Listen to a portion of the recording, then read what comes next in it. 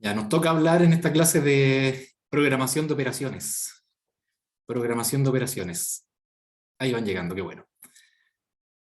Vamos a partir entonces de programación de operaciones. Pongámonos en el caso de analizar un hospital. Habíamos hablado en la primera clase de las decisiones estratégicas, tácticas y operacionales.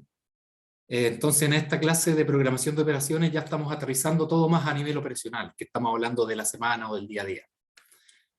En el caso de un hospital, ¿qué decisiones se pueden tomar que tienen que ver con el ámbito operacional? ¿Qué restricciones del día a día podrían considerar?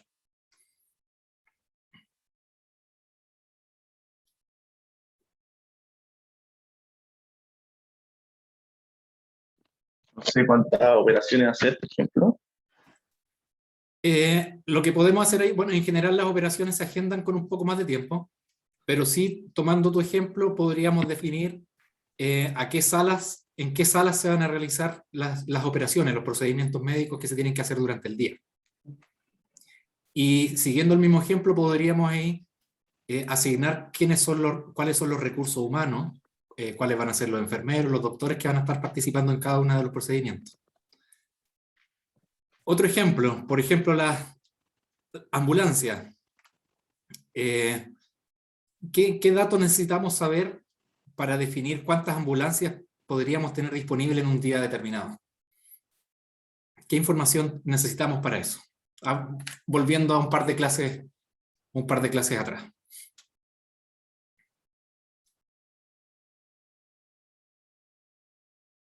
Podríamos pensar en la demanda, ¿cierto? En la demanda de personas que van a requerir el uso de una ambulancia. Podría el hospital o el administrador del hospital que está a cargo de esto, podría decir, bueno, mira, los lunes no hay tanto, no se necesita tanta ambulancia, pero sí los fines de semana en general pueden haber más accidentes o pasan más cosas. Entonces ahí voy a determinar en el día a día cuánto de mis recursos, tanto las ambulancias como los choferes de las ambulancias, cuánto es lo que voy a requerir. Y por supuesto, hay muchas decisiones, pero otras entran en el ámbito de la estrategia estratégico y otros del táctico. Entonces en esta clase nos vamos a enfocar en decisiones de nivel operacional. Entonces, ¿qué creen ustedes que son? ¿Cuáles son las decisiones que podríamos tomar a nivel operacional? Hablando a modo bien general. Supongamos que tenemos recursos, que tenemos una serie de actividades que hay que hacer. ¿Qué decisiones en torno a eso podríamos tomar a nivel operacional?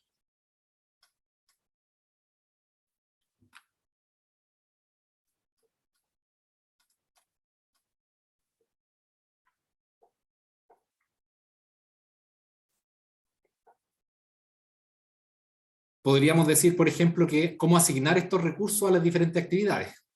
Supongamos, por ejemplo, que estamos despachando productos, que tenemos vehículos que despachan productos, y tenemos los destinos a los que debemos mandar estos productos. Tenemos nuestros clientes que ya nos compraron, y que ahora tenemos que ir a entregarle el producto. Entonces, una decisión operacional en este sentido podría ser cuál va a ser la ruta que va a seguir cada uno de los vehículos, y cuál va a ser el orden en que va a visitar a los distintos clientes para entregarle el producto. ¿Cierto? Entonces, eso es lo que pongo acá. En términos de programación de operaciones, lo que se decide es la asignación y secuenciación de recursos. En secuenciación, me refiero al orden en que se hacen las cosas, el orden en que se hacen las actividades, o el orden que se le define hacer a cada uno de los recursos, cuál va a ser su plan de trabajo durante el día. O sea, por ejemplo, yo tengo una persona, tengo un par de personas trabajando en mi empresa, y le voy a definir el plan de trabajo para el día. Le voy a decir, mira, primero te voy a asignar estas tareas, y una vez que le asigno estas tareas, le voy a decir, o le podría decir, primero haz esta, posteriormente haz esta otra, etc. Entonces, es la secuenciación de recursos, y por recursos podemos estar hablando de equipo, personas, mano de obra, destinación de espacio. Por ejemplo, si estamos pensando en que para un día determinado necesitamos destinar las salas para los alumnos, para charlas que se van a dar o para las mismas clases. Entonces podríamos hacer esta asignación de salas para los distintos ramos de la carrera. Y estos recursos se destinan a actividades o tareas o incluso a los clientes. clientes hablamos en el mismo ejemplo que ponía recién, en que tengo que visitar a mis clientes para entregarles sus productos en su domicilio. Entonces le asigno a cada uno de mis vehículos o a cada uno de mis choferes, le asigno su ruta a seguir y cuál va a ser el orden a seguir para entregarle la mercadería o el producto que los clientes adquirieron. En las fechas y las horas que están estimulados. Muchas empresas, cuando uno compra por internet, por ejemplo, preguntan en qué horario más o menos le acomoda a uno recibir el producto. No sé si se han encontrado ustedes con esos casos. Entonces, esas decisiones tienen que tomar en consideración estas ventanas horarias. Entonces, la secuenciación va a tener que tomar en cuenta la disponibilidad de la persona que va a recibir. Entonces, traduciendo esto un poco más al español, traduciendo lo que está en el cuadro celeste, sería como decir, ¿qué debe hacerse? ¿Qué actividades se deberían hacer? ¿Quién las debería hacer? ¿Quién o qué? En el caso de que sean, por ejemplo, máquinas, no solamente estamos hablando de personas. ¿Con qué equipamiento se deben hacer? ¿En qué momento? ¿Y en qué orden de actividades? ¿Ya? Estas son las decisiones que vamos a tomar a nivel de operaciones en una empresa que estemos manejando. Entonces habíamos visto este mismo diagrama en la clase pasada, que teníamos decisiones que tomábamos a nivel de largo plazo, mediano plazo y corto plazo. En largo plazo las estratégicas, habíamos hablado la clase pasada del martes, de la planificación agregada, que esto tenía que ver ya con decisiones más tácticas, o sea, del mediano plazo, y que para esto tomábamos como dato las decisiones anteriores que se habían tomado, decisiones a nivel estratégico. Y también tomábamos como dato alguna estimación de la demanda y algún manejo de la demanda que podríamos hacer nosotros mismos. Pero ahora en programación de operaciones nos estamos enfocando acá en los últimos recuadros, en cómo vamos a asignar nuestras fuerzas de trabajo a nuestros consumidores, por ejemplo, o cómo vamos a ir ordenando nuestras órdenes de actividades. Por ejemplo, una de estas actividades podría ser plan de puesta de órdenes de producción, pensando. ¿En qué momento del día y quién las va a hacer? Entonces nos vamos a enfocar en esta clase en estas actividades de aquí abajo, las que se toman en el día a día, o pensando un poquito más, extendiendo un poquito más este plazo, podríamos también considerar que son a nivel de hora, a nivel de día o a nivel semanal. Vamos viendo algunos casos de diferentes industrias que tienen que tomar decisiones a nivel operacional. Por ejemplo, aquí primero tenemos un restaurante. ¿Qué decisiones me podrían decir ustedes que son a nivel diario, a nivel operacional, en un restaurante?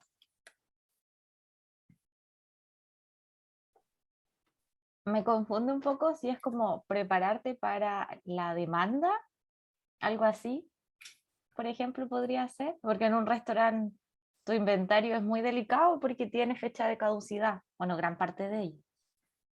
Claro, tiene sentido lo que tú dices. Por ejemplo, de repente yo necesito saber cuál es la demanda semanal, suponiendo que, por ejemplo, el día lunes hago mis órdenes de compra para comprar todos los insumos que voy a necesitar la semana, o que voy a necesitar en los días que vienen.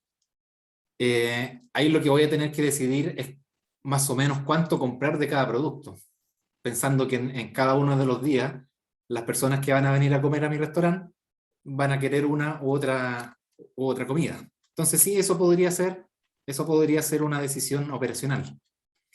Y pensando también en la misma demanda, yo podría definir cuántas personas voy a necesitar que vayan a trabajar en un día determinado.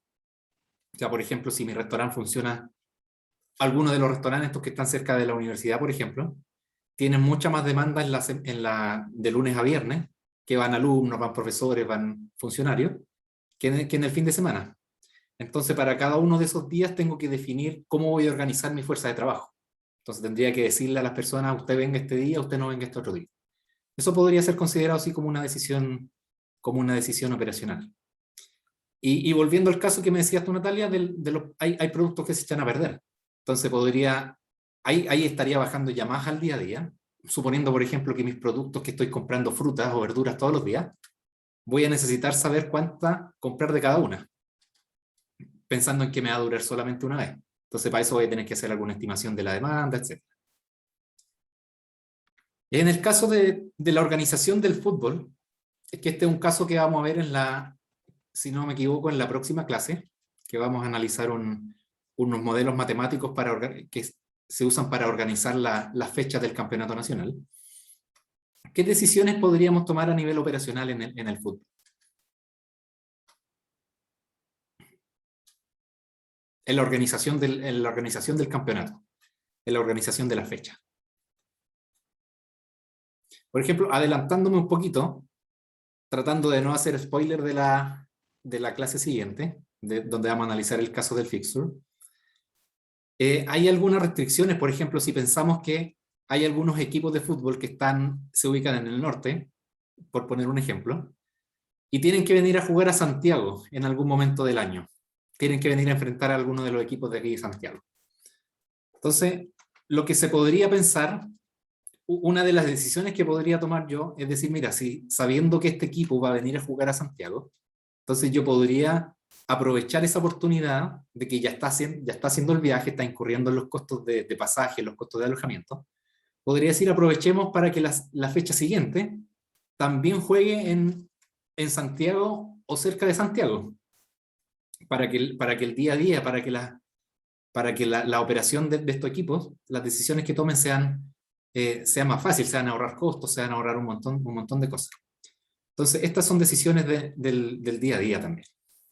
Definir en qué día de la semana se organiza cada uno de los partidos de fútbol.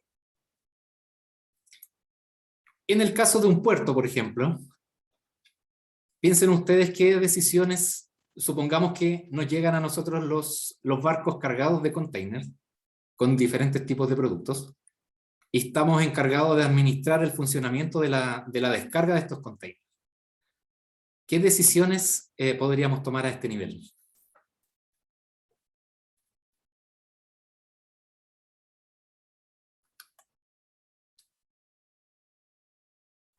Me acuerdo que leí en alguna parte que hay algunos modelos que se desarrollan o que se están desarrollando, que son bien detallados para el caso de los puertos a nivel operacional, en que tratan de minimizar el movimiento de estas grúas para tratar de descargar el barco lo más rápido posible. Entonces, eso ya estamos hablando casi del minuto a minuto. Es decir, en qué orden voy descargando los containers y, por ejemplo, dónde los voy acumulando al lado para poder descargar el barco. Y aquí hay un montón de restricciones o de condiciones que podríamos respetar. Por ejemplo, hay containers que podrían estar solo de paso en el puerto para que después llegue otro barco y los cargue a su destino final. Entonces, esos containers los voy a tener que dejar en una cierta área. O pueden, por ejemplo, haber containers que tienen productos más perecibles que otros. Entonces, eso también lo voy a tener que probablemente descargar primero para poder cumplir con los tiempos de entrega, para poder facilitar la entrega y el despacho después de los containers a los camiones que van a llevarse. En el caso de un aeropuerto, bueno, en el aeropuerto hay una ensalada de decisiones operacionales que podríamos tomar. Por ejemplo, ¿qué se le ocurre a ustedes que podría ser una decisión operacional en un aeropuerto?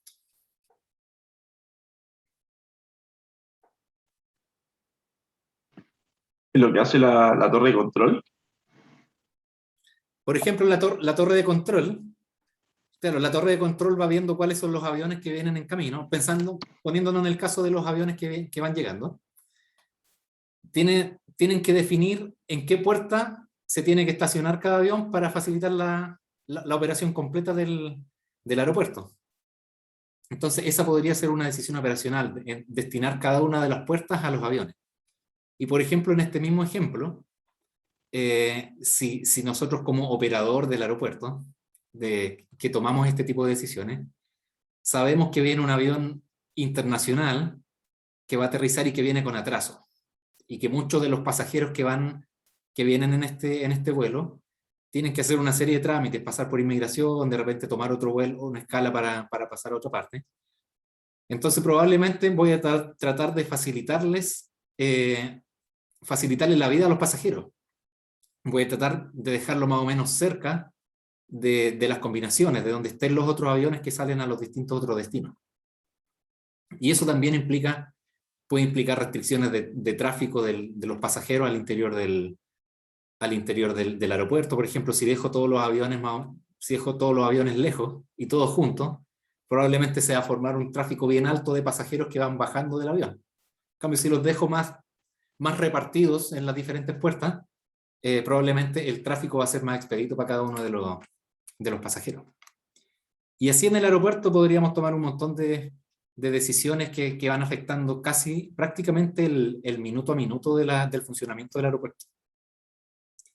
Para el caso de una empresa de correos, supongamos que nosotros estamos administrando la empresa de correos y necesitamos, en el día, necesitamos repartir todas las encomiendas, todas las cartas que nos llegan. Necesitamos llevarlas a los domicilios finales. ¿Qué decisión operacional se podría tomar en ese sentido?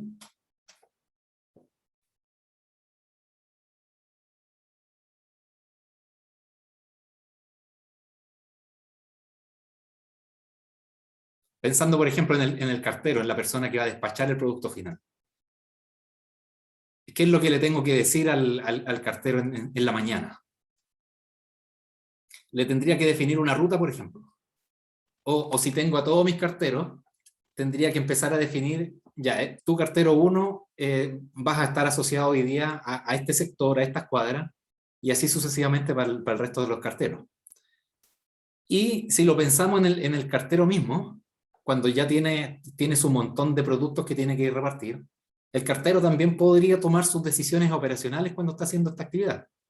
Él le podría decirme, ya tengo esta serie de cartas o de paquetes que entregar, y me conviene mejor hacer esta ruta, o se la podría decir yo mismo como administrador del proceso.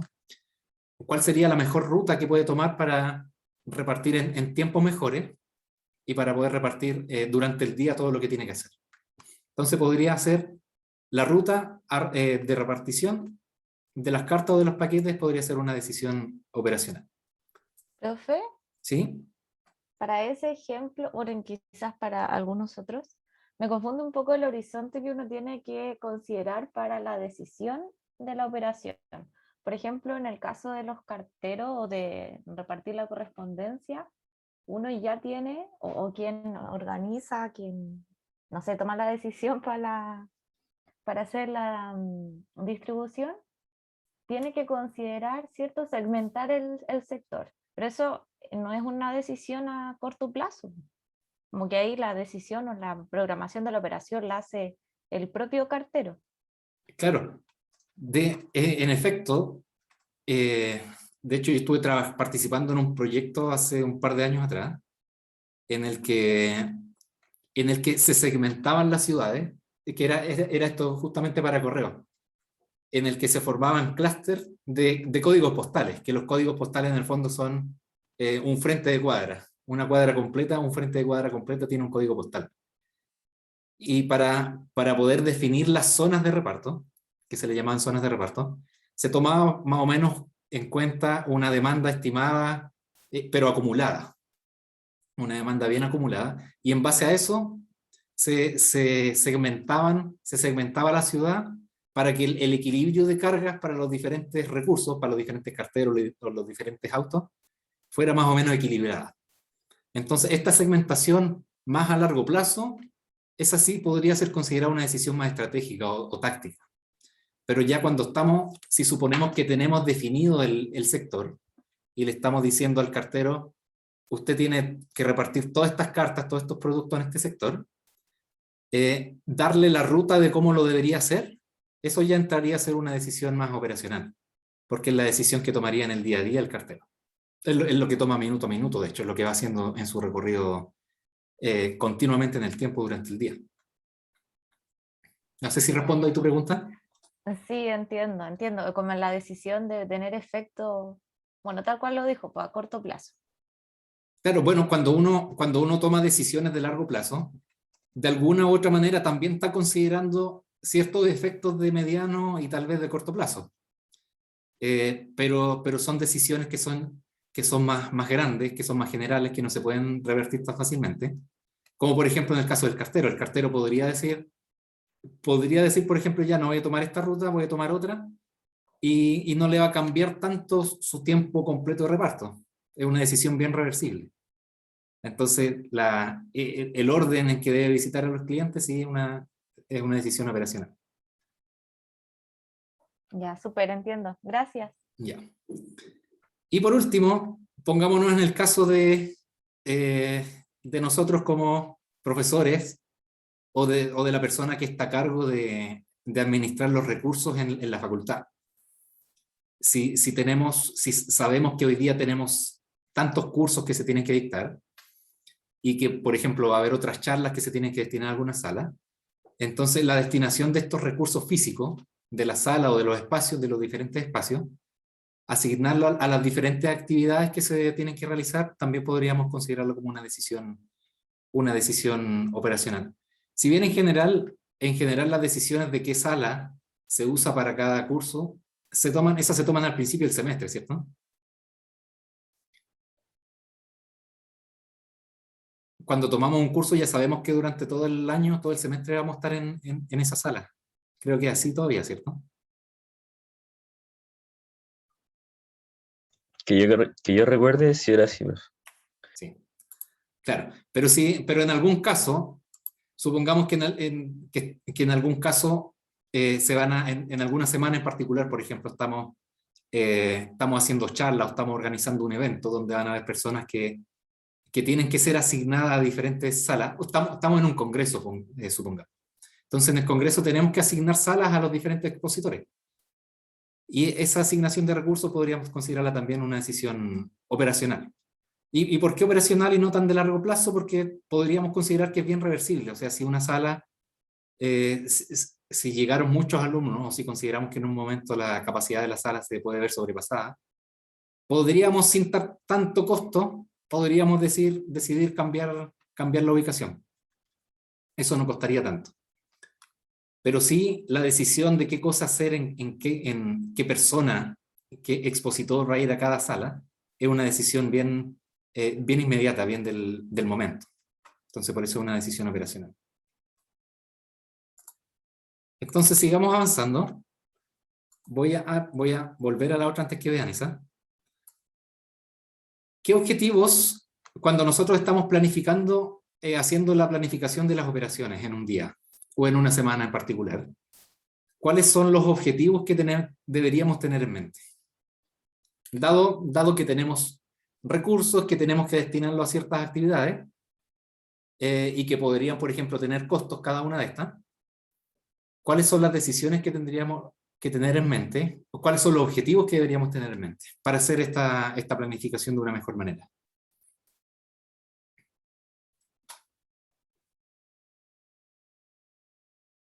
Primero podríamos pensar en la plata.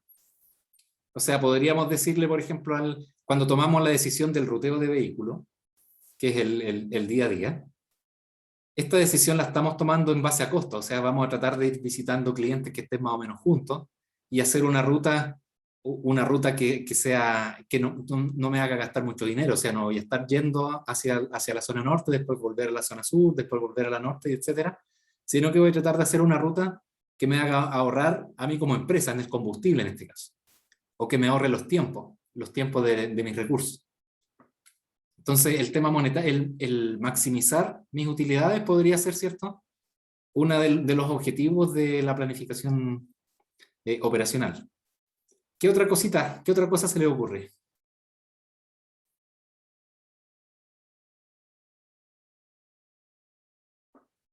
Pensando en nuestros recursos, por ejemplo.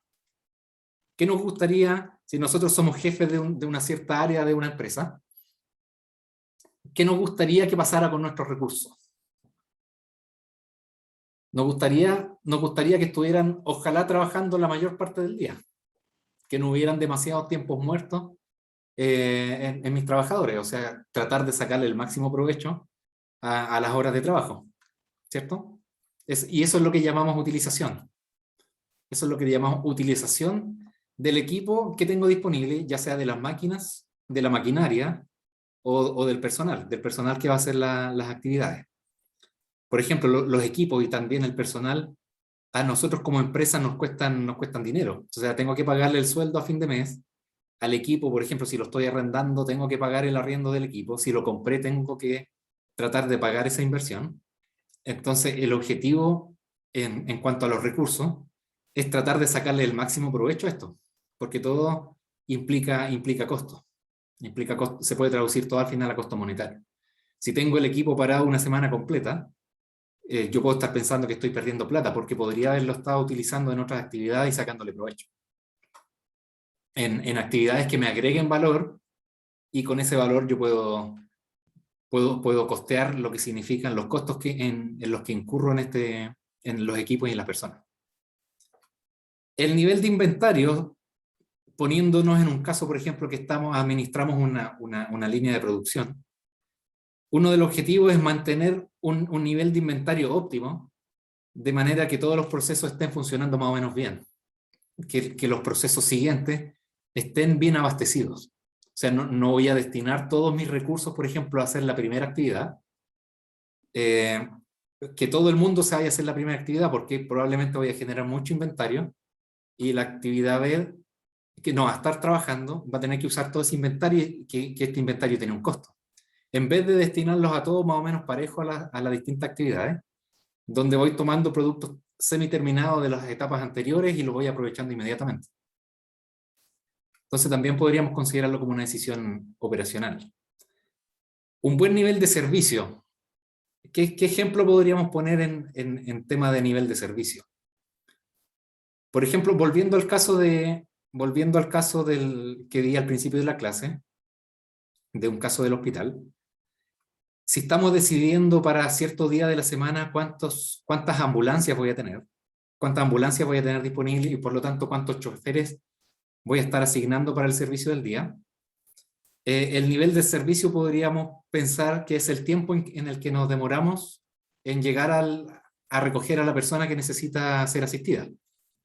Entonces, entre más ambulancias tengamos, probablemente vamos a tener un mejor nivel de servicio. Pero si queremos mejorar el nivel de servicio, probablemente vamos a tener una utilización más baja, porque si tenemos demasiadas ambulancias, por ejemplo, y la demanda fue más baja de la esperada, muchas de las ambulancias en ciertos rangos del día, en cierta hora del día, van a estar sin ser utilizadas. Entonces, cada uno de estos puntos tiene también sus trade-offs. O sea, si yo mejoro la utilización, probablemente voy a bajar mi tiempo de servicio, y si mejoro la utilización, probablemente voy a mejorar mis costos también, porque lo voy a estar sacando más partido a mis materiales.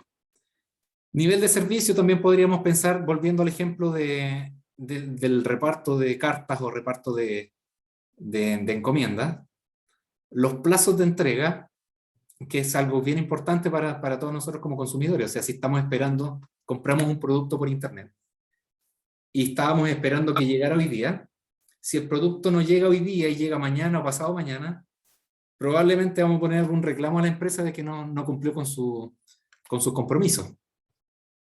Entonces, para poder cumplir con esos compromisos, voy a tener que destinar una flota de camiones o de automóviles que reparten, o una fuerza de trabajo para poder cumplir con estos plazos. Y finalmente la minimización de costos, pues, que tiene que ver con la maximización también de las utilidades de nosotros como empresa. Entonces estos son los objetivos que un planificador de las operaciones del día a día tiene que tener en su mente, y tratar de balancearlo de alguna manera para poder entregar una planificación óptima de acuerdo a los objetivos. O sea, de repente a mí me podría interesar mucho más que el nivel de servicio que otra cosa. Entonces, mis decisiones van a estar basadas en cumplir con este nivel de servicio.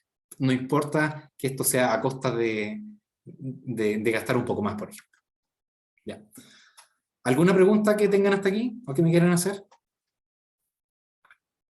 ¿O algo que quisieran complementar o acotar?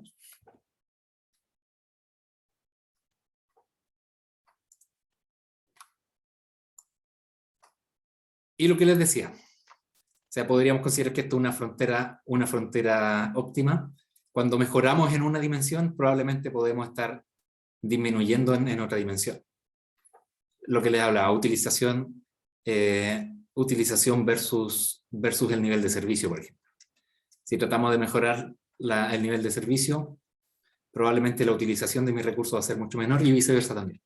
Entonces, Muchos de estos problemas se resuelven en torno a una optimización que considere un equilibrio entre los diferentes objetivos, poniéndole, por ejemplo, como restricción un nivel de servicio tal que yo, un 95%, por decir algo, que yo quiera dar como empresa.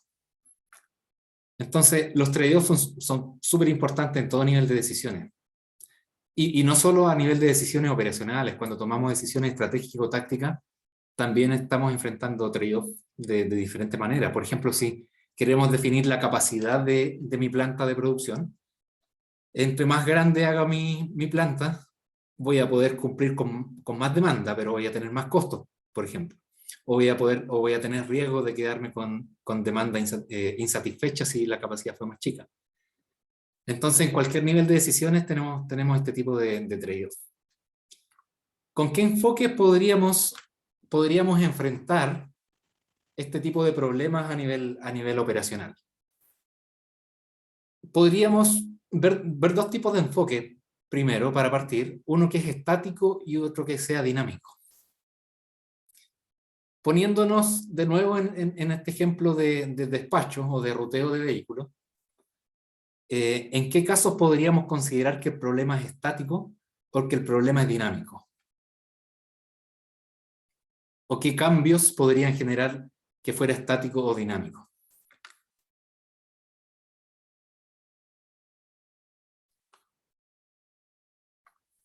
¿Qué pasa, por ejemplo, si mis plazos de entrega, a mis clientes de sus productos que compraron son de un día, por ejemplo? O sea, si lo compran hoy día, yo me comprometo a entregárselo mañana. Podríamos pensar que eso es más estático, porque al comienzo del día yo ya tengo definido cuáles son los clientes que tengo que visitar durante el día. Entonces, las condiciones no van a cambiar mucho.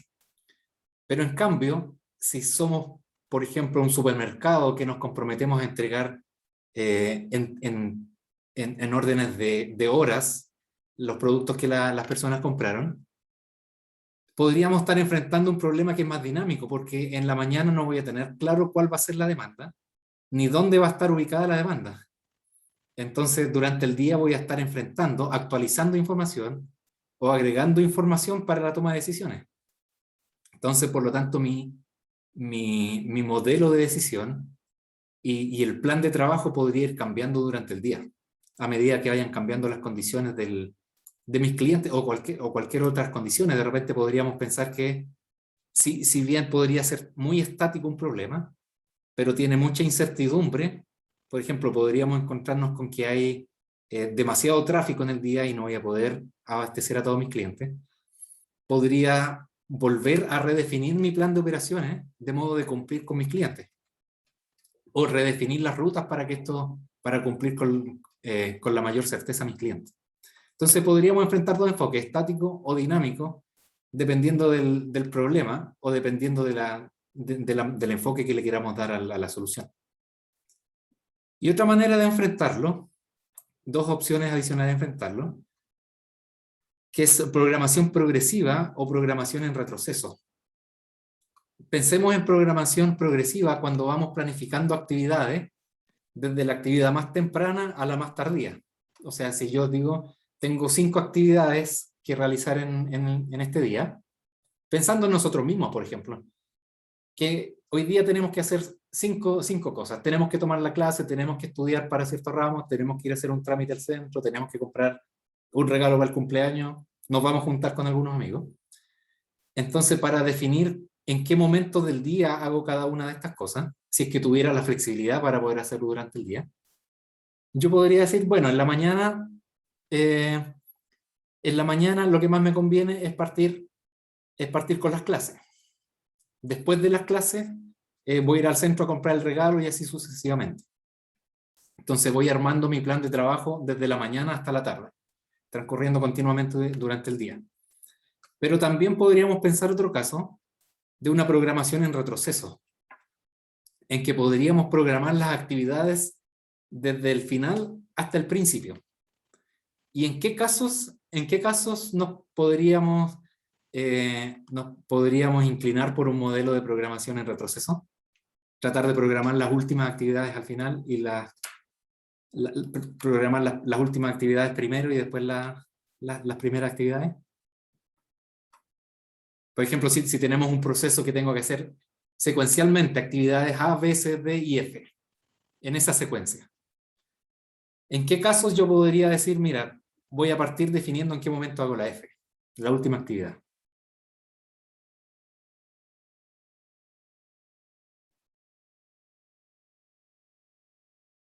¿Se le ocurre algún ejemplo? Quizás cuando tienes el diseño de algún producto y piensas cómo se construyó. Sí, como el proceso de ingeniería inversa, dices tú. ¿Mm? Sí, podría, o sea, en el sentido más global del retroceso podríamos decir que sí. Pero, por ejemplo, si nosotros sabemos que tenemos para completar un proceso en este día, para completar un proceso completo, para entregar un producto, yo tengo que hacer estas 5 actividades, la A, la B, C, D y F. Yo podría pensar, por ejemplo, mira, me comprometí con mi cliente a entregarle su producto terminado a las 5 de la tarde. Entonces yo puedo decir ahí, mira, entonces la actividad F la tengo que terminar como máximo a las 5 de la tarde. Es algo más o menos parecido a lo que hicimos en programación de proyectos, ¿se acuerdan? Cuando primero veíamos un enfoque hacia adelante de las diferentes actividades que componían el proceso, y después veíamos las actividades hacia atrás, íbamos determinando tiempos hacia atrás para determinar ciertas holguras. Entonces, en este caso, si yo me comprometí con con entregar mi producto en cierta hora, yo debería decir, ya a las 5 de la tarde le tengo que tener listo, me comprometí con mi cliente a entregarle su producto listo. Entonces, la actividad F, que dura 1 hora, la tengo que empezar máximo a más tardar a las 4. Entonces, la actividad anterior la tengo que empezar como a más tardar a las 3 y así sucesivamente hacia atrás. Entonces, ese sería un enfoque que podríamos utilizar como retroceso cuando nos importa mucho cómo vamos a terminar el día. Cuando nos importa mucho cumplir ciertas restricciones que tengan que ver con el término de ciertas actividades o con el término del producto completo. Y por ejemplo, en ese mismo ejemplo, si no nos importa mucho la hora de entrega, perfectamente podríamos partir, ya voy a programar la actividad A, después la B, después la C y así sucesivamente. Porque no me importa tanto en qué momento del tiempo las termino. ¿Se entiende? Sí. Ya. Ahora vamos a entrar a jugar un poquitito para hacer más entretenida la clase.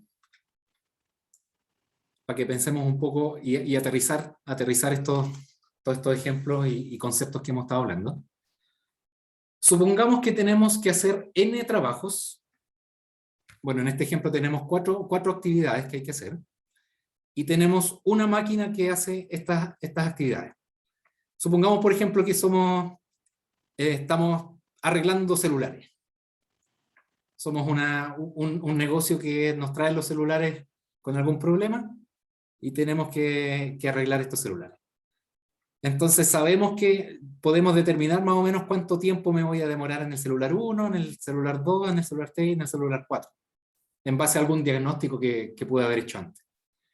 Entonces la pregunta aquí, la pregunta para resolver esto, o la pregunta para entender este problema, es ¿cómo minimizo la suma de los tiempos de espera? ¿Y a qué me refiero con tiempos de espera? Por ejemplo, si primero me decido hacer las actividades o procesar estos celulares en este mismo orden que tengo estas actividades. Primero el que me voy a demorar 8 minutos, 5, 6 y 3. El tiempo de espera para terminar el primer celular va a ser de 8 minutos, que es el tiempo que me demoro en arreglarlo. Si cuando termino de procesar el primer celular, decido hacer este de 5 minutos, entonces el tiempo de espera total para terminar este producto va a ser su tiempo de proceso, que son estos 5 minutos, más los 8 minutos que tuvo que esperar para entrar al proceso. Y lo mismo con la tercera actividad, o sea, el tiempo que el cliente va a esperar, o el tiempo que yo voy a esperar a tener listo el producto, arreglado el celular, va a ser el tiempo que me demoro en arreglarlo, más los tiempos anteriores, porque recordemos que tenemos una sola máquina con la que trabajamos para arreglar o para cumplir con esto. Entonces voy a tener estos 6 minutos, más los 8 del primero, más los 5 del segundo. Y lo mismo para el último. El tiempo de espera va a ser 3 más la suma de los anteriores. Entonces, si tenemos nosotros que organizar estas actividades y nuestro deseo, nuestro objetivo es minimizar, la suma de todos estos tiempos de espera. O sea, si los ponemos en este orden, minimizar el 8 más el 8 más 5 más el 8 más 5 más 6 y así sucesivamente. ¿Qué estrategia podríamos pensar para ordenar estos productos? Pensemos primero en estrategia, sin pensar cuál es la mejor.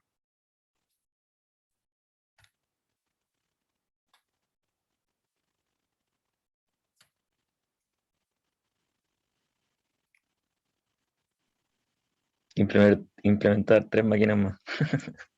Poner más máquinas, no puedo poner más máquinas. No puedo poner más máquinas. Es lo que tengo, nomás ya estoy en el día. Fue esa decisión de comprar más máquinas una decisión estratégica, entonces no estamos en este nivel. Pero podríamos pensar dos enfoques. Podríamos decir, mira, voy a ordenar las actividades de la más chica a la más grande. Primero hago la que dura menos, o sea 3, después hago la que dura 5, 6 y 8. Esa podría ser una estrategia. Otra estrategia podría ser al revés.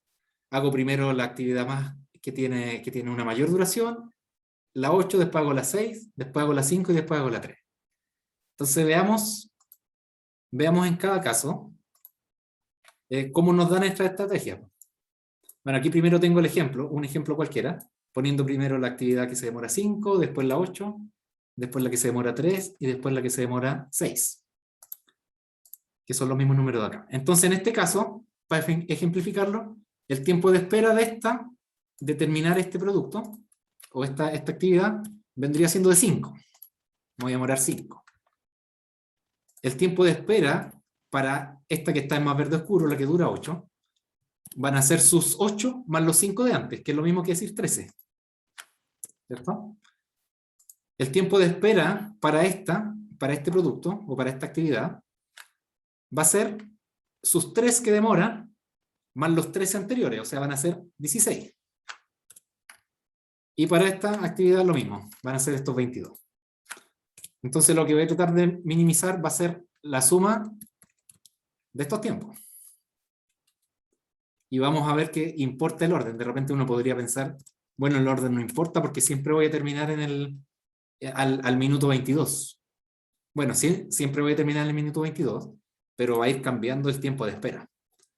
Por ejemplo, aquí tengo oculto esto, lo vamos a mostrar.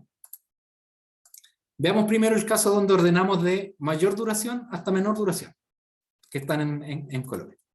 Entonces la mayor duración está en un color más oscuro y así se va aclarando a medida que tiene una menor duración. Entonces esta se va a demorar 8.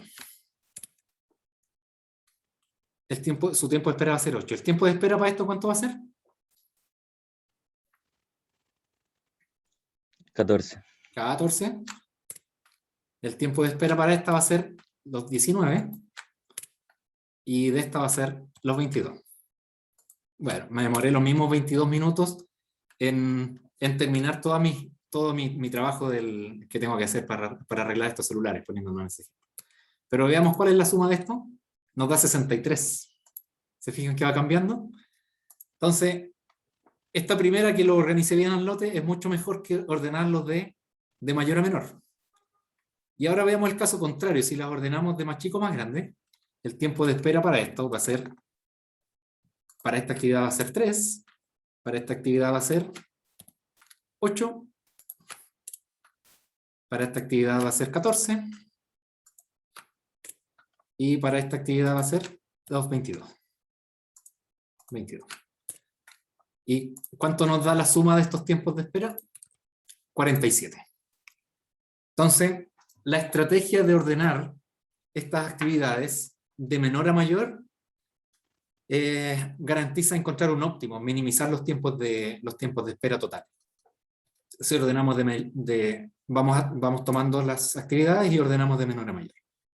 Entonces, que eso sería como un método heurístico de hacerlo. En vez de meterlo a un programa de programación lineal, podríamos tomar esta regla y decimos lo vamos a ordenar de esta manera y vamos a lograr encontrar el óptimo de esta manera. Pero este es un caso bien sencillo. Este es un caso bien sencillo en que tenemos una sola máquina. ¿Qué pasa ahora? ¿Qué pasa ahora si le agregamos un condimento más al problema? Y tenemos estas 5 actividades, tenemos los tiempos de procesamiento de cada una de ellas, y tenemos un plazo para entregar el producto terminado de cada una. Por ejemplo, la actividad A dura 3 en hacerse, y me comprometí con el cliente a entregárselo en 5 días. Y así sucesivamente. La E me toma un día y me comprometí a entregárselo en 2. Pregunta aquí, ¿qué elementos podríamos considerar para esto? ¿Qué podríamos tratar de minimizar o maximizar? ¿Y qué reglas podríamos usar? Por ejemplo, una regla podría ser, mira, vamos a tomar la misma regla del caso anterior. Vamos a ir ordenando de menor a mayor las actividades en cuanto a su duración y vemos cómo cumplimos con los plazos. Esa podría ser una opción. Otra opción sería, mira, no voy a ordenar por su tiempo de procesamiento, sino que voy a ordenar tomando en consideración sus plazos. O sea, primero haría la E porque su plazo está más cercano, después haría la actividad A que viene después y así sucesivamente. Y un último enfoque que podríamos usar sería una resta entre estas dos, que es el tiempo que podría ser como el tiempo ocioso, o el tiempo que ya el producto va a estar listo. Entonces veamos estos 3 enfoques. Estos 3 enfoques acá. Entonces el primero, que se conoce como TOB, que es tiempo de operación más breve, ordenamos estas actividades, esta es la misma tabla que les mostraba en la diapositiva, de acuerdo a su tiempo de procesamiento, que es el tiempo de operación más breve. Entonces, la que dura menos en hacerse en la E, después es la C, como estoy anotando acá, después es la A, después la B y finalmente la D. Estoy ordenando en base a esto. Y voy a computar aquí los tiempos de espera. Lo mismo que habíamos calculado recién. Bueno, la actividad E se demora 1, entonces su tiempo de espera va a ser 1. La actividad C, que se demora 2, entonces van a ser sus 2, más el tiempo de espera acumulado. La A, la actividad A, que son 3 días, entonces a esos 3 días le voy a sumar el del anterior. Y así hasta llegar al final. Para el caso del D, voy a tener su tiempo de proceso, que son 6 días, más el tiempo que esperó la unidad anterior, que fueron 10. Y en base a esto puedo calcular el tiempo de atraso. Vamos viendo, por ejemplo, la E, su plazo eran 2 y lo tengo listo en el 1, entonces no tengo atraso. La C me comprometí a entregarlo en 7 y lo terminé en 3, también estoy bien. Pero ya en la actividad A me comprometí a entregarlo en 5 y lo estoy terminando en el día 6, entonces tengo un día de atraso. La B me comprometí a entregarlo en 6 y lo terminé en 10, entonces estoy en 4 días, y lo mismo para la D, que me comprometí a entregarlo el 9 y lo hice el 16. Lo terminé el 16, entonces tuve 7 días de atraso.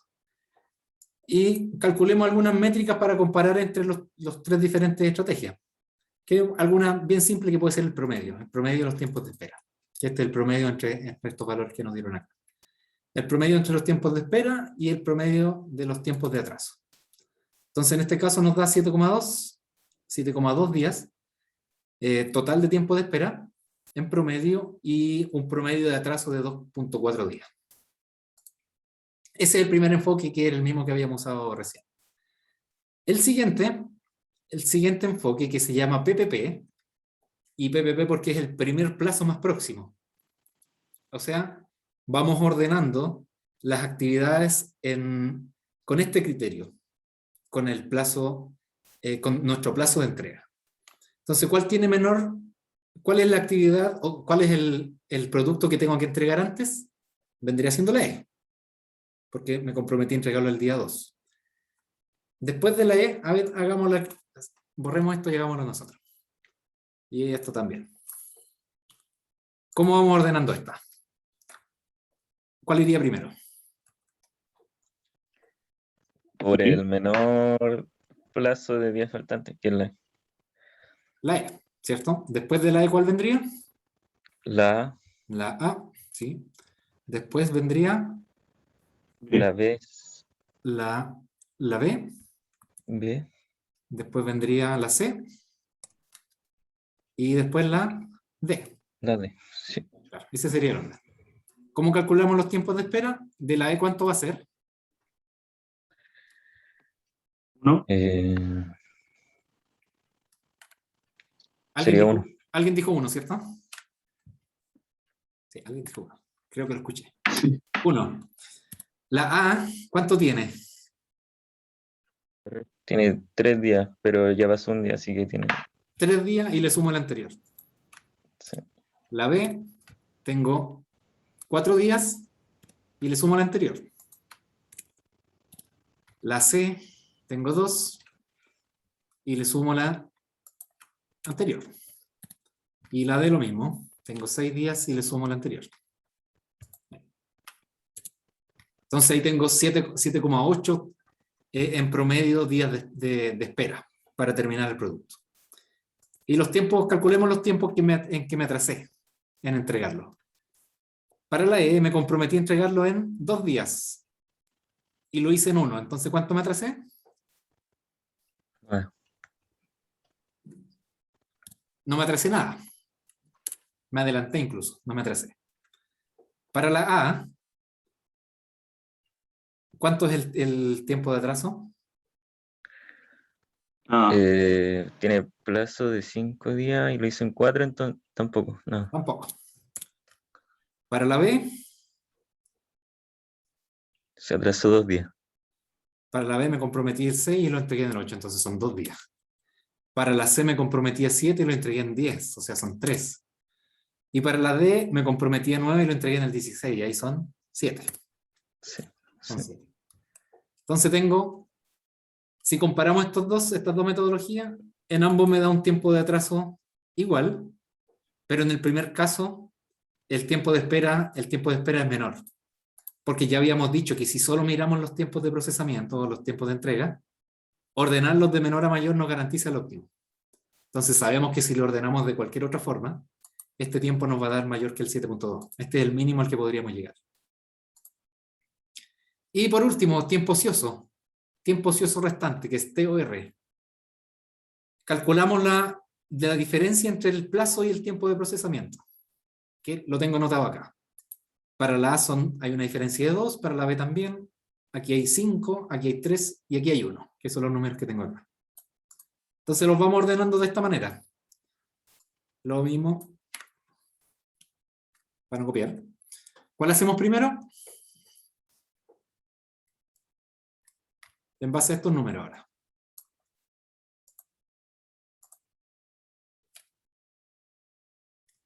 Hacemos primero la E, que tiene 1. Después hay 2 que tienen 2. Vámonos por un camino. Primero hagamos la A y después hacemos la B. Después tenemos la D y al final tenemos la C. Que aquí estamos viendo como en las holguras, algo similar a las holguras que habíamos visto antes. Tiempos de entrega. Volvemos a analizar esto de acá. Esto tendría 1. Para hacer la actividad tengo 3 más la anterior. Para hacer la B tengo 4 más la anterior. Para la D tengo 6 más la anterior. Y para la C tengo 2 más la anterior. 2 más la anterior. Estoy bien, ¿cierto? No me equivoqué, creo. Y en tiempos de atraso, bueno, hacemos lo mismo. Comparamos el plazo versus lo que nos demoramos. Para la E no tuvimos atraso. Para la A, que si se fijan esto es lo mismo de acá, entonces podemos decir al tiro que eso es 0 y esto es 2. Para la D, que nos comprometimos a 9 y le entregamos el 14, nos atrasamos 5 días. Y para la C, que nos comprometimos a 7 y le entregamos en 16, ahí son 9. Entonces tenemos 3,2 tiempos de atraso. Entonces son diferentes enfoques. No quiere decir que haya uno mejor que otro, pero son diferentes maneras en que podríamos organizar nuestras operaciones. Lo que sí sabemos como conclusión de esto es que el tiempo de espera, si usamos este primer enfoque, el TOE, nos vamos a asegurar un tiempo de espera mínimo, total. Y esta lo que hace es minimizar el tiempo máximo de atraso. Con esto nos aseguramos de minimizar el tiempo máximo de atraso. O sea, la que se atrasó más tiempo, nos vamos a asegurar de que sea el mínimo. Pero por otro lado, el tiempo de espera va a ser peor. Entonces ahí depende de las decisiones, de los objetivos que nosotros tengamos como empresa, es por cuál modelo nos podríamos inclinar. Por último, otro modelo que ya lo complicamos un poquito más. Supongamos que tenemos N trabajos que hacer y ahora tenemos 2 máquinas. Ya no tenemos una máquina, sino que tenemos 2. Cada trabajo se debe procesar en máquina 1 y luego en máquina 2. O sea, primero nos vamos por la máquina 1 y después a la 2. Y para esto lo que se usa, que garantiza un buen resultado, es algo que se conoce como la regla de Johnson. Y la regla de Johnson lo que dice lo siguiente. Es un método heurístico para resolver esto. Que dice primero, anotamos los tiempos de operación de cada trabajo en las 2 máquinas. Que eso lo tenemos. Eso sería un dato. Después elegimos el tiempo más breve. Y cuando elegimos, vemos cuál fue el tiempo más breve. Preguntamos si el tiempo de operación de esa actividad, de ese trabajo, fue para la primera máquina, entonces ponemos esa actividad al principio. Y si es para la segunda, ponemos ese trabajo al final. Y si hay empate, se hace en la primera máquina. Y después repetimos los pasos hasta terminar. Entonces, ejemplifiquemos esto. Con datos de verdad. Este es otro ejemplo, ya no es el mismo anterior. Tengo aquí las reglas para que las tengamos a mano y tengo los datos. Entonces, primero, paso 1, anotamos los tiempos de operación. Ya los tenemos listos. 3, 2, 6, 8, 5, 6, 7, 4.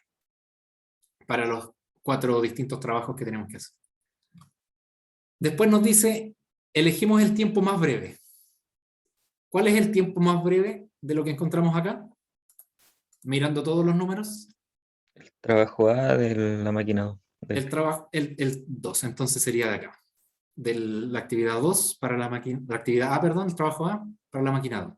Entonces nos dice si el tiempo de operación es para la primera máquina, se hace al principio, pero en este caso este tiempo que encontramos fue para la segunda máquina. Entonces si es para la segunda máquina, se hace al final. Entonces como esto fue para la segunda máquina, anotamos acá, hacemos la actividad A. ¿Ya? La ponemos al final según la regla. Después, bueno, ya nos sacamos la actividad A. Ahora, entre los restantes, ¿cuál vendría siendo el tiempo más breve? Volvemos al paso 2. El C de la máquina 1. El C, nos queda el 4. No, el D. Tenemos el 4. El D de la máquina 2, sí. Claro, el trabajo D en la máquina 2. Entonces volvemos acá, como está en la máquina 2, lo ponemos al final. Y no al final, porque el A ya le ganó. O perdió en el fondo, para ponerlo al final. Entonces lo ponemos acá. Ya, nos sacamos el D y el A. Nos queda el B y el C. ¿Cuál es el menor de los dos? El menor número que hay acá es el 5 para la actividad C. Y eso está hecho por la primera máquina. Entonces dice la regla, si es para la primera máquina, entonces lo ponemos al principio. Y esto era para la C, entonces anotamos C. Y ahora nos queda solo la B, que la B, el menor de los dos es 6 y es para la primera máquina, entonces también lo ponemos al principio. Entonces si resumimos esto, por la regla de Johnson nos dice que el orden para hacer las actividades es primero hacer la C, la B, la D y la A. ¿Y cómo podríamos graficar esto? C, B, D, A. Lo mismo que tenemos acá. Entonces, como sabíamos, por los supuestos, de que todos los trabajos tienen que pasar primero por la máquina 1 y después por la máquina 2, entonces hacemos lo siguiente, ordenamos C, B, D, A para la máquina 1, y apenas tengamos tiempo, lo metemos a la máquina 2. O sea, el C apenas termine, lo metemos a trabajar en la máquina 2. El B cuando termine, lo hacemos trabajar en la máquina 2. El D, no podemos hacerlo cuando termine, porque el B dura un poco más. Entonces lo ponemos a continuación del B. Y el A lo mismo, lo ponemos a continuación. Entonces, esta es una manera heurística de poder encontrar una buena solución para mejorar los tiempos de espera. los tiempos de espera de este caso, en que tengamos varios trabajos y dos máquinas. Finalmente ya lo podemos complicar más todavía, que ya cuando tenemos más máquinas, si nos fijamos, este era n trabajo y dos máquinas, y este es n trabajo y m máquinas. Ya aquí no habría una regla tan clara, una regla heurística que podamos usar para hacerlo a mano en el Excel, sino que podríamos meter esta información a un programa de programación, un problema de programación lineal. Entonces vamos a asumir para esto lo siguiente, que no importa el orden en que se asignen los trabajos a las máquinas, o sea, puedo partir por la máquina 2 y después me voy a la máquina 1, que son independientes los procesos, por decirlo de alguna manera. Y que nuestro parámetro de IK es el tiempo que demora el trabajo I en máquina K. Ese es un dato, es como el dato que teníamos en estas tablas. Entonces podríamos tener distintos enfoques para resolver esto. Y 4 de estos enfoques son, el primero podríamos decir, bueno, voy a minimizar el tiempo máximo de espera, que era lo que habíamos hecho al principio. Lo otro que podríamos minimizar es la suma de los tiempos de espera, que es diferente a la anterior. Minimizar el máximo tiempo de espera, no la suma, sino que el máximo. O sea, el cliente que tuvo que esperar más, quiero minimizarle su tiempo. En cambio, esta es la suma de todo. La 3 sería minimizar la suma de los tiempos de atraso, que también lo hicimos, también algo hicimos en el Excel. Y para esto necesitamos el plazo en el que nos comprometimos a entregar el trabajo. Y otro enfoque podría ser minimizar el número de trabajos atrasados, o sea, contar los trabajos en los que nos atrasamos y minimizar ese conteo. Y un quinto podría ser minimizar el número de... Ah, no, este es el mismo. Minimizar el número de trabajos atrasados, que estamos aquí en el cuarto. Perdón, me equivoqué con el número, es 4. Y aquí les voy a dejar como tarea analizar este PPL, sus variables, sus restricciones, que está enfocado en este objetivo, minimizar la cantidad de trabajos atrasados. Entonces tenemos una variable para ordenar, que vale 1, 0, esta sería una variable binaria, que vale 1 si el trabajo J va después del I en la máquina K. O sea, tengo tres conjuntos. 2 trabajos y en qué máquina lo proceso. Y estoy tratando de darle el orden. Y 0 en el caso contrario. Y mis actividades, mis trabajos son del 1 al n, porque tengo n trabajo, y el caso es mis máquinas, que va del 1 al n. La otra variable, tiempo, es que necesito computar el tiempo en el que comienza una actividad en cada máquina. Entonces esta la defino como WIK, que es el tiempo que comienza la actividad I, o el trabajo I, en la máquina K. Y así sucesivamente llegamos a un modelo en que minimizamos esta variable, que esta variable I vale 1 o 0 si el trabajo está atrasado o no. Y esta variable la relacionamos en el modelo para poder definir si contempla o no un atraso o no es un atraso. Claro, entonces si el tiempo fue 0, si no nos atrasamos, entonces esta va a tomar un valor de 0. Y si nos atrasamos, entonces esta variable va a tomar el valor de 1 para poder cumplir con esta desigualdad. ¿Ya? Entonces esto se lo dejo de tarea para que lo estudien. Este uso de variables, de estos parámetros con una m grande, son súper usados, ¿eh? Son súper usados para resolver problemas. De repente a uno no se le ocurre cómo poder resolver o escribir alguna restricción. Y si uno piensa, a lo mejor le puedo meter un m grande porque en algún caso no me funciona esta restricción. Me funciona para algunos casos y en otros no me funciona. Entonces, en esos casos uno se debería preguntar, tal vez me conviene poner un m grande, ¿ya? Para balancearla de alguna manera, para que se pueda cumplir la desigualdad. ¿Ya? Entonces, ese es como dato en qué caso usar estos valores grandes en una restricción. ¿Ya? Y eso sería por hoy. Entonces vimos los programación de operaciones, que tiene que ver con la calendarización y secuenciación, y cómo asignamos los recursos a las distintas actividades. El horizonte en que nos enfocamos, como estamos hablando de nivel operacional, es en corto plazo, y vimos 3 modelos distintos para poder estimar o calcular algún número óptimo de poder organizar estas actividades en mi recurso. Ya, eso sería la clase por hoy. en el control que lo vamos a estar publicando la próxima semana va a venir un PPL de programación de operaciones, para que estén preparados. ¿Ya? Eso sería, les agradezco la asistencia. Llegamos más al final. Llegamos más, 2, 4, 6. Muy bien. Le agradezco a los 5. Una duda. ¿Sí? Para control 2, ¿hacemos el Groovy? Uy, perdón, te escucho un poco cortado. Pero lo voy a escribir. Ya, mejor.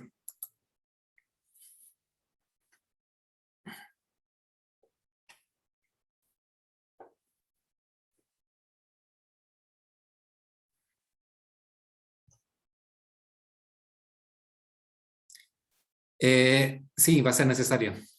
Va a ser necesario Groovy. O podrían usar cualquier otro solver, pero en particular sí, Groovy sí. O sea, se recomienda usar Groovy, que es lo que aprendimos en el curso. Pero si ustedes saben manejar otros software de optimización, entonces no hay problema en usarlo. Si encuentran que el Excel, por ejemplo, les da la capacidad y pudieran hacerlo en Excel, también no habría problema. ¿Ya? Profe. Nos vemos el próximo martes. Que estén bien. Chao, profe, gracias. Chau, chau. Gracias, chao, chao. Chau.